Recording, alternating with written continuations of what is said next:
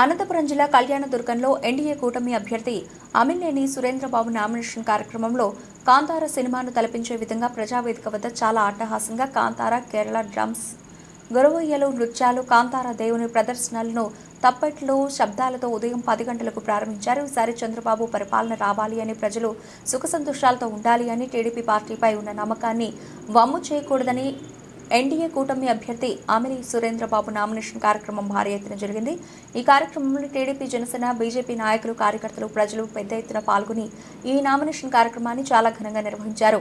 NDA కూటమి అభ్యర్థి Surendra Babu media ద్వారా మాట్లాడుతూ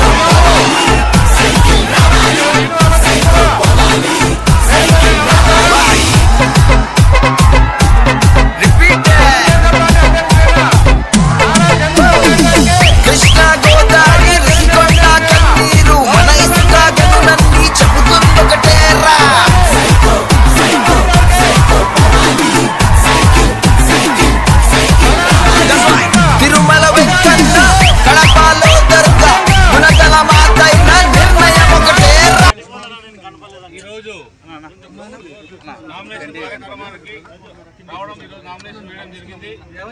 ప్రజలు అపూర్వ స్వాగతం మమ్మల్ని నామినేషన్ కార్యక్రమానికి తీసుకొచ్చి నామినేషన్ వేయించడం జరిగింది. ఈరోజు ప్రజలు కార్యకర్తలు నాయకులు మా తెలుగుదేశం పార్టీ నాయకులు అందరూ కూడా తండోపతండాలుగా తరలివచ్చారు. వాళ్ళు రాబోయే కాలంలో మే 13వ తారీఖు సిద్ధంగా ఉన్నారు సైకిల్ ఓటు వేయడానికి. నాకు అమినేని సురేంద్రబాబు నేను అసెంబ్లీకి పంపడానికి, అలాగే ఓ ఎంపిక లక్ష్యానికి పార్లమెంట్కి ఇద్దరు కూడా సైకిల్ ఓటేయడానికి సిద్ధంగా ఉన్నారు. ప్రజలు చాలా విసిగిపోయినారు. ఇప్పుడు నడుస్తున్న ప్రభుత్వంతో చాలా విసుకొచ్చి వాళ్ళందరూ కూడా ఏది మేము మా పరిస్థితి దారుణంగా ఉంది. ప్రతి గ్రామంలోకి వెళ్ళినా కూడా మా పరిస్థితి ఏది బాగలేదు, మాకు తాగడానికి లేవు, తాగడానికి లేవు అనే అభిప్రాయంతో ఉన్నారు. కాబట్టి రాబోయే ఏదైతే ఉందో మనం ఎన్నికైన తర్వాత ఖచ్చితంగా ఏదేమైనా కూడా వాళ్ళు రుణం తెచ్చుకునేటట్టు, నేను ఇక్కడే ఉండి అన్ని కూడా ప్రజలకి ఉపయోగపడేటట్టు మన బీటీపీ ప్రాజెక్ట్ 114 చెరువులు కూడా నీళ్లు తీసుకొచ్చి, అలాగే మన మౌలిక సదుపాయాలైన రోడ్లు కూడా తీసుకొచ్చి చేయడం జరుగుతుంది.